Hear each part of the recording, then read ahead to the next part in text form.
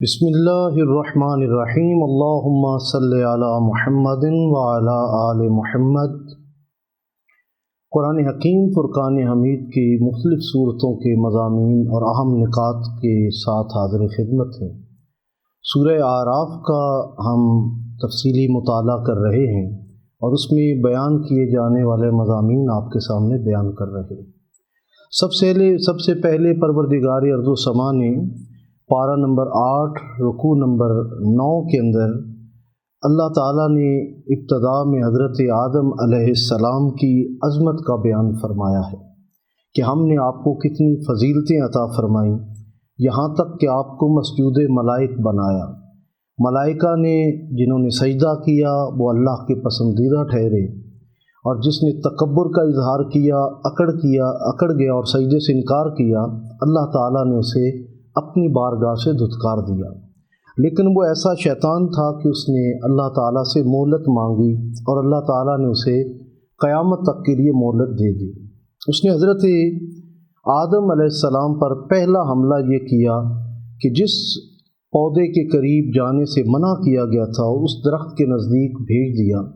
جب آپ سے ترک اولا ہوا اور اللہ تعالیٰ کے منع کرنے کے باوجود، تو حضرت آدم علیہ السلام کو اس کا ادراک ہو گیا اور آپ نے اللہ تعالیٰ کی بارگاہ میں معافی طلب کی، اور اللہ تعالیٰ نے ارشاد فرمایا کہ آیا کہ اب تمہارا ٹھکانہ زمین ہے، تمہاری آل اولاد بھی اب زمین پر ہی قیام پذیر ہوگی۔ قصہ آدم علیہ السلام کے اختتام پر اللہ تعالیٰ نے ارشاد فرمایا کہ یہ قصہ تمہارے لیے اس لیے بیان کیا گیا ہے تاکہ تم سب آگاہ ہو جاؤ کہ شیطان تمہارا اور تمہارے آباء و اجداد کا کھلا دشمن ہے، اس کی چالوں میں ہرگز نہ آنا۔ اس واقعہ کو بیان کرنے کا مقصد یہ تھا کہ انسان کو آگاہ کیا جائے کہ شیطان تمہارا کتنا ازلی دشمن ہے۔ پارہ نمبر 8 رکوع نمبر 10 سورہ اعراف کے اندر پروردگار عالم نے ارشاد فرمایا کہ فواحش کے قریب نہ جاؤ، برائی کے قریب نہ جاؤ، یہ شیطان کا بہکاوا ہے۔ بندہ مومن کی شان یہ ہے کہ وہ اللہ کے گھر کو آباد کرتا ہے، وہ شیطان کے رستے پر نہیں چلتا ہے۔ اسی طرح رکوع نمبر 10 کے اندر پروردگار عالم نے ارشاد فرمایا کہ کھاؤ اور پیو لیکن اسراف نہ کرو، اللہ تعالیٰ فضول خرچی کرنے والوں کو پسند نہیں کرتا۔ میانہ ربی کو پروردگار عالم نے پسند فرمایا ہے۔ پارہ نمبر 8 رکوع نمبر 12 سے 14 تک کے اندر پروردگار عالم نے جنتیوں کا اور دوزخیوں کا تذکرہ کیا، اور ساتھ میں پروردگار عالم نے بڑی تفصیلاً اس کا تذکرہ کیا، لیکن اختصار کے ساتھ یہاں بیان کرتے ہیں کہ اللہ تعالیٰ نے ارشاد فرمایا کہ جن لوگوں نے میرے احکامات کو جھٹلایا، ظلم کیا، شرک کیا، تو ان کا ٹھکانہ جہنم میں، اور وہ ہمیشہ جہنم میں رہیں گے۔ اور جن لوگوں نے میری ہدایات پر عمل کیا اور ان پر جو کتاب ان کے سامنے دی گئی اس کی تصدیق کی، تو وہ لوگ ہمیشہ جنت میں قیام پذیر رہیں گے۔ فرشتہ کفار کی جان قبض کرنے کے لیے آئے گا تو وہ کہے گا کہ بلاؤ اپنے جھوٹے خداؤں کو جن کی تم عبادت کرتے تھے۔ تب وہ کہیں گے کاش ہم نے بتوں کی پوجا نہ کی ہوتی، تو اللہ کریم ارشاد فرمائیں گے کہ ان کو سابقہ ان قوموں کے ساتھ جہنم میں داخل کر دو جو شرک کرنے کے سبب پہلے ہی جہنم میں موجود ہیں۔ اصحاب اعراف کا تذکرہ پروردگار عالم نے پارہ نمبر 8 رکوع نمبر 13 کے اندر آیت نمبر 48 میں فرمایا ہے۔ اس رکوع میں اصحاب اعراف کا تذکرہ ہوا کہ وہ اونچی جگہ پر موجود ہوں گے جہاں سے انہیں جنت اور جہنم دونوں نظر آ رہے ہوں گے۔ جب وہ جہنمیوں پر نگاہ ڈالیں گے تو وہ خواہش جہنمی ان کو آواز دیں گے کہ ہمارے اوپر کوئی ٹھنڈا پانی ڈالو تاکہ ہمارے اس عذاب میں تخفیف ہو۔ تو آواز آئے گی، ان کو کہا جائے گا کہ تمہارے لیے اب یہ پانی حرام ہو کر دیا گیا ہے۔ پھر وہ اصحاب جنت پر نگاہ ڈالیں گے تو وہ پرمسرت ہوں گے، اللہ تعالیٰ کی بارگاہ میں بصد عجز و انکسار اپنے سر جھکائیں گے۔ تب اہل جہنم کو یہ کہا جائے گا کہ تم نے دنیا میں اپنا وقت شرک کرنے اور کھیل کود میں گزار دیا، تو اب جہنم کے عذاب کا ذائقہ چکھو۔ اسی مضمون کے آخر میں پروردگار عالم نے بیان فرمایا کہ ہم نے اصحاب اعراف کو جہنمیوں اور جنتیوں سے مکالمہ محض داستان گوئی کے ذکر کے طور پر نہیں بلکہ اس لیے فرمایا تاکہ تم عبرت حاصل کرو۔ یعنی قرآن حکیم مسلسل ان واقعات کے نتیجے میں ہمیں اپنے نفس کی اصلاح کا موقع فراہم کرتا ہے۔ پارہ نمبر 8 رکوع نمبر 14 کے اندر اللہ تعالیٰ نے توحید کے دلائل کو بیان فرمایا ہے۔ اللہ تعالیٰ نے ارشاد فرمایا کہ بے شک وہ اللہ تعالیٰ ہی ہے جو زمین و آسمان کو پیدا کرنے والا ہے، جو رات کو دن میں اور دن کو رات میں داخل کرتا، وہی ہے جو ہواؤں کو چلاتا ہے اور بادل آتے ہیں اور بارش برساتے ہیں۔ پھر فرمایا کہ زمین میں فساد بپا مت کرو بلکہ اپنے رب سے آہستہ بھی دعا کرو اور بلند آواز سے بھی، گڑ گڑا کر بھی دعا مانگو، بے شک وہ دعاؤں کو سننے والا ہے۔ پارہ نمبر 8 رکوع نمبر 15 کے اندر آیت نمبر 59 میں حضرت نوح علیہ السلام کا اللہ پاک نے تذکرہ فرمایا ہے۔ آپ نے ارشاد فرمایا کہ اے میری قوم، حضرت نوح علیہ السلام نے اپنی قوم سے مکالمہ فرمایا کہ اے میری قوم، اللہ تعالیٰ کی عبادت کرو اور اللہ کے سوا کسی کے سامنے سر نہ جھکاؤ، اور میں اللہ کا نبی ہوں اور میں تمہارے پاس اللہ کا پیغام لے کر آیا ہوں۔ لوگوں نے بجائے اس کے کہ حضرت نوح علیہ السلام کی دعوت پر لبیک کہتے، انہوں نے حضرت نوح علیہ السلام کو جھٹلایا، جس پر ان کے اوپر طوفان نوح کی صورت میں عذاب آتا ہے۔ اللہ تعالیٰ حضرت نوح علیہ السلام کو محفوظ رکھتا ہے اور جھٹلانے والوں کو صفحہ ہستی سے مٹا دیتا ہے۔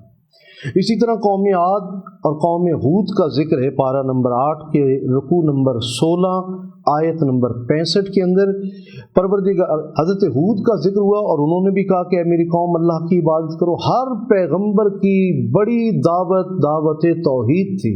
خدا سے جب جڑ جاتے ہیں تو آپ خود شناس بھی ہو جاتے ہیں اور آپ کے اخلاق و کردار میں بھی تبدیلی آتی ہے۔ آپ نے فرمایا اللہ کی عبادت کرو، اللہ کے سوا کوئی عبادت کے لائق نہیں۔ اس قوم کے سرداروں نے کہا کہ ہم یہ سمجھتے ہیں کہ تم نادانی کی باتیں کرتے ہو، جس پر حضرت ہود علیہ السلام نے کہا کہ نادان تو تم ہو جو اللہ کی راہ سے روگردانی کر رہے ہو۔ ان کی قوم نے کہا ہم ان عبادات کو کیسے چھوڑ دیں جن پر ہم نے اپنے آباء و اجداد کو پایا، مطلب وہ اپنے آباء و اجداد کا کہا چھوڑنے کو تیار نہیں تھے۔ تو اللہ کے نبی نے فرمایا کہ اگر ایسا کرتے رہو گے تو اللہ کا عذاب تمہیں آ لے گا۔ پھر اللہ کے عذاب نے ان کا نام و نشان ہی مٹا دیا۔ قوم سمود اور حضرت صالح اور حضرت لوط علیہ السلام کا تذکرہ رکوع نمبر 17 کے اندر پارہ نمبر 8 آیت نمبر 73 میں فرمایا گیا کہ رکوع نمبر 17 میں قوم سمود اور حضرت صالح علیہ السلام کا ذکر ہے۔ حضرت صالح نے اپنے قوم کو کہا کہ اللہ کی عبادت کرو اور میں اللہ کی نشانی کے طور پر تمہارے سامنے اونٹنی لے کر آیا ہوں۔ مطلب پہاڑ سے اونٹنی کو آپ نے پیدا فرمایا اللہ کی منشا سے، اور پھر لوگوں نے حضرت صالح علیہ السلام کو جھٹلایا، ان کی تکذیب کی، بلکہ اس اونٹنی کو ہی قتل کر دیا جس پر شدید عذاب آیا۔ اب اونٹنی کو قتل کرنے والے، اس کو تکلیف دینے والے، اس کو مارنے والے، ان کی تعداد کم تھی، لیکن ایک بڑا طبقہ ایسا تھا جو خاموش رہا۔ اس کے سبب پوری قوم سمود کو اللہ تعالیٰ نے صفحہ ہستی سے مٹا دیا۔ اس کا مطلب یہ ہوا کہ حضرت مولا حسین پر ہونے والے مظالم پر جب اہل کوفہ خاموش رہے، اہل مدینہ خاموش رہے، تو پھر انہیں بہت بڑی بڑی جانیں دے کر کفارہ ادا کرنا پڑا، جس میں 10,000 کی قریب واقع حرہ میں جو ہے وہ اصحاب اور تابعین کی شہادت بھی شامل ہے۔ یقیناً خاموشی بہت بڑا جرم ہوتی ہے جب آپ جرم ہوتا دیکھیں اور اس کے اوپر آواز بلند نہ کریں۔ اس لیے جہاں بھی کہیں ہم ظلم اور زیادتی دیکھیں تو اس کے اوپر ضرور آواز بلند کریں۔ پھر حضرت لوط علیہ السلام کا تذکرہ ہوتا ہے۔ ان کی قوم میں لواطت کی ایک کبھی جو ہے وہ حرکت آ گئی اور ان میں عادت میں مبتلا ہو گیا۔ حضرت لوط علیہ السلام نے ان کو روکا، جس پر قوم لوط نے یہ کہا کہ ان کو ہی اس بستی سے نکال دیا جائے۔ سو یہ بڑا ہی پاک باز جو پیغمبر ہیں ان کے کہا کہ یہ بڑے پاک باز بنے پھرتے ہیں، ان کو ہی ہم سے اپنے سے دور کر دیں۔ اللہ تعالیٰ نے اس بستی اور اس قوم پر عذاب نازل کیا اور ساری قوم کو ہی اللہ تعالیٰ نے صفحہ ہستی سے مٹا دیا۔ پارہ نمبر 8 رکوع نمبر 18 آیت نمبر 85 میں حضرت شعیب علیہ السلام کا تذکرہ ہے۔ 8ویں پارے کے آخری رکوع میں حضرت شعیب کا ذکر ہے۔ آپ کو افصح الانبیاء کہا جاتا ہے۔ آپ نے اپنی قوم کو اللہ کی توحید کی طرف بلایا۔ اس قوم میں کم تولنا اور کم ناپنا یہ معمول تھا، آپ نے اس سے منع کیا۔ اس قوم کے رئیسوں نے کہا کہ اے قوم، اگر تم حضرت شعیب علیہ السلام کی بات مانو گے تو مفلس ہو جاؤ گے۔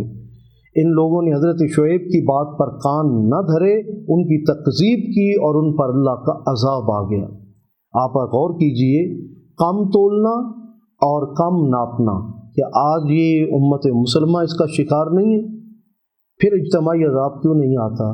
پروردگار عالم کا یہ وعدہ ہے، محبوب جب تک آپ ان میں موجود ہیں ہم ان کو اجتماعی عذاب نہیں دیں گے۔ پچھلی قوموں میں جو کام ایک بار ہوتا تھا یا ایک ان کے اندر کبھی حرکت ہوتی تھی، پوری قوم پر اجتماعی عذاب آ جاتا تھا۔ ہم میں وہ سارے کام پائے جا رہے ہیں، لیکن اللہ کو اپنے محبوب کا حیا ہے۔ ہم کیوں نہیں مصطفیٰ کریم کا حیا کرتے اور یہ کم ناپنے اور کم تولنے سے رکتے کیوں نہیں؟ اس کے سبب تو پچھلی اقوام پر عذاب آئے۔ کیا قیامت کے دن اللہ تعالیٰ کی بارگاہ میں ہم رسوا نہیں ہوں گے؟ آقا کی بارگاہ میں شرمندہ اور رسوا نہیں ہوں گے؟ پروردگار ارض و سما نے پارہ نمبر 9 آیت نمبر 103 سے 141 تک حضرت موسیٰ علیہ السلام کا تفصیلی تذکرہ فرمایا ہے۔ 9ویں پارے میں حضرت موسیٰ علیہ السلام اور فرعون کے درمیان ہونے والے مکالمے کا تذکرہ ہے اور جادوگری کے مقابلے کا بھی ذکر ہے۔ حضرت موسیٰ علیہ السلام فرعون کے دربار میں گئے اور اسے توحید کی طرف دعوت تھی اور ساتھ ہی فرمایا کہ میری قوم کو بھی آزاد کرو اور جو تمہاری غلامی کے اندر موجود ہیں۔ تو فرعون نے کہا کہ اگر تم سچے ہو تو اپنی صداقت کے لیے کوئی مضبوط دلیل پیش کرو۔ حضرت موسیٰ علیہ السلام نے اپنی لکڑی کو جو عصا کے طور پہ موجود تھی اس کو زمین پر رکھا تو وہ سانپ بن گیا۔ پھر آپ نے اپنے دستے مبارک کو اپنی گریبان میں ڈالا، جب وہ نکلا تو وہ شاندار انداز میں چمک رہا تھا۔ پھر فرعون نے پورے ملک میں منادی کروا دی، اعلان عام کروا دیا کہ جتنے بڑے جادوگر ہیں وہ آ جائیں۔ انہیں اپنے دربار میں جمع کیا اور کہا کہ اگر تم موسیٰ علیہ السلام کو شکست دے دو گے تو تمہیں منہ مانگا انعام دوں گا۔ ناظرین کرام، ان جادوگروں نے چھوٹی چھوٹی رسیاں فرعون کے دربار میں پھینکی جو سانپ بن جاتی۔ حکم الہی سے حضرت موسیٰ علیہ السلام نے اپنا عصا پھینکا اور وہ ایک بڑے اژدہا کی صورت میں شکل میں سامنے آتا ہے اور ان چھوٹے چھوٹے سانپوں کو نگل لیتا ہے۔ تمام کے تمام جادوگر سجدے میں پڑتے جاتے ہیں اور کہتے ہیں کہ ہم بھی حضرت موسیٰ علیہ السلام کے رب پر ایمان لاتے ہیں۔ جب فرعون کے درباریوں نے دیکھا کہ حضرت موسیٰ علیہ السلام کا اثر بڑھ رہا ہے تو انہوں نے فرعون کو کہا کہ یہ عنقریب ہماری بادشاہت کا خاتمہ کر دے گا، اس لیے حضرت موسیٰ علیہ السلام کے خلاف سخت اقدامات کیے جائیں، جس پر فرعون نے اعلان کیا کہ حضرت موسیٰ کی قوم یعنی بنی اسرائیل کے لڑکوں کو قتل کر دیا جائے تاکہ لڑکیاں دوسری قوموں میں ضم ہو جائیں، یعنی بنی اسرائیل کا خاتمہ ہو جائے۔ یہ دیکھ کر بنی اسرائیل کے لوگ گھبرا گئے۔ حضرت موسیٰ علیہ السلام نے ارشاد فرمایا کہ تم صبر کرو، ان قریب اقتدار تمہیں ملے گا اور اللہ تعالیٰ تمہیں اقتدار کی طاقت دے کر آزمائیں گے۔ بعد میں فرعون کو غرق کر دیا گیا۔ حضرت موسیٰ اور بنی اسرائیل کامیابی سے نکل آئے اور وادی سینا میں آ کر آباد ہو گئے۔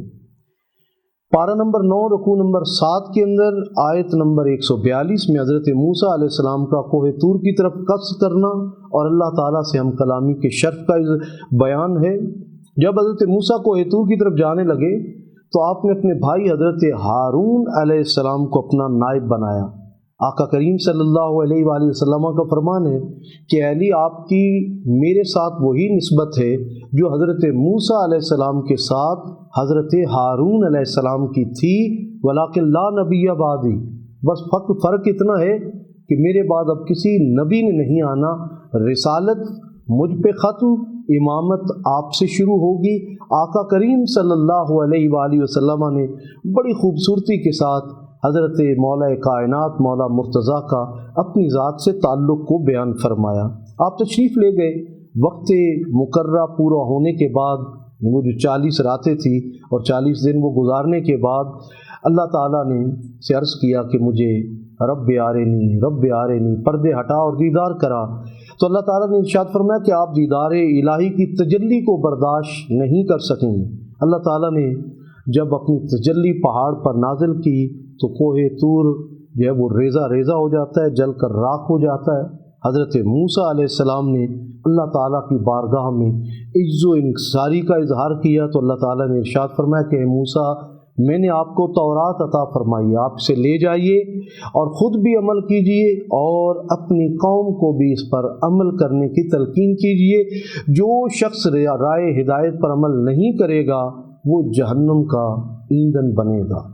पारा नंबर 9 रुकू नंबर 8 आयत नंबर 148 में बनी इसराइल की सरकशी और बछड़े को माबूद बनाने का तज़किरा है। जब हज़रत मूसा अलैहिस्सलाम अल्लाह ताला से हम कलाम होने के लिए कोहे तूर पर तशरीफ़ ले गए तो आपकी अदम मौजूदगी में आपकी कौम ने बछड़े को अपने माबूद बना लिया और उसकी परस्तिश करने लग गए। जब आप वापस तशरीफ़ लाए और आपने अपनी कौम को देखा कि वो एक बछड़े की इबादत कर रहे हैं तो आप अलैहिस्सलाम हज़रत हारून अलैहिस्सलाम पर शदीद गुस्से का इजहार करते हैं। आपकी कौम ने अपने इस अमल पर पशेमानी का इजहार किया जिस पर आपका गुस्सा कम हुआ। आपने अपनी कौम में से 70 अफराद को मुंतखब किया और उनको लेकर अल्लाह ताला की बारगाह में तौबा करने के लिए हाजिर हुए। अल्लाह करीम ने तौबा को कबूल फरमा लिया। अब उनकी कौम ने कहा हमने कलाम सुन लिया है लेकिन बोलने वाले को देखा नहीं, जिस पर शदीद ज़लज़ला और बिजली की कड़क ने आ लिया। हज़रत मूसा अलैहिस्सलाम ने एक बार फिर अल्लाह की बारगाह में माफ़ी की दरख्वास्त की। हज़रत मूसा और उनकी कौम के माफ़ी मांगने पर अल्लाह ताला ने इरशाद फरमाया कि बेशक मैं जिसे चाहता हूँ उसे अज़ाब देता हूँ और मेरी रहमत मेरे अज़ाब से ज़्यादा है।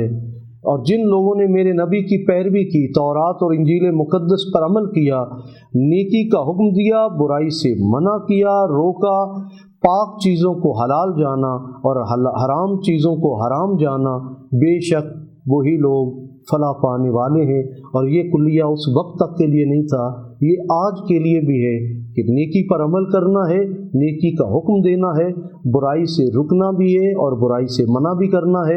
अल्लाह के हलाल करदा को हलाल जानना है और अल्लाह पाक के हराम करदा चीज़ों को और हराम करदा अमूर को हराम जानना है। रुकू नंबर 10 पारा नंबर 9 आयत नंबर 158 से आखिर तक हज़रत हुज़ूर नबी करीम सल्लल्लाहु अलैहि वसल्लम की नबूवत और हज़रत मूसा अलैहिस्सलाम की कौम का फिर से तज़किरा हुआ है। तो इरशाद फरमाया कि पाक नबी सल्लल्लाहु अलैहि वसल्लम आप फरमा दीजिए कि आप सारे जहानों के लिए नबी हैं। बाकी तमाम नबी किसी ख़ास इलाके, किसी ख़ास टाइम पीरियड के लिए, किसी ख़ास कौम कबीले के लिए, किसी ख़ास ज़ुबान के लिए नबी और रसूल बनकर आते थे। लेकिन इमामुल अंबिया चूँकि ख़ातमुल अंबिया थे और फिर सुबह क़यामत तक के लिए आने वाले आखिरी इब्ने आदम के लिए भी नबी और रसूल बनकर आए थे, इसलिए सरवरे दो आलम सल्लल्लाहु अलैहि वसल्लम ने सूरह आराफ के अंदर अपनी नबूवत आमा का तज़किरा फरमाया। सरकार दो आलम सल्लल्लाहु अलैहि वसल्लम की नबूवत तमाम जहानों के लिए है। फिर आगे चलकर एक मरतबा फिर कौम मूसा का तज़किरा है कि हमने बनी इसराइल को 12 मुख्तलिफ ग्रोहों में तकसीम कर दिया और फिर उनके लिए अलग अलग पानी के चश्मे जारी फरमा दिए ताकि उनके आपस में झगड़े ना हों और उनके लिए पके पकाए खाने आसमान से मन्नो सलवा उतारे और कहा कि एक जगह पर आबाद हो जाओ, जो मर्जी है खाओ और हमने तुम्हारे सारे गुनाहों को माफ़ कर दिया है।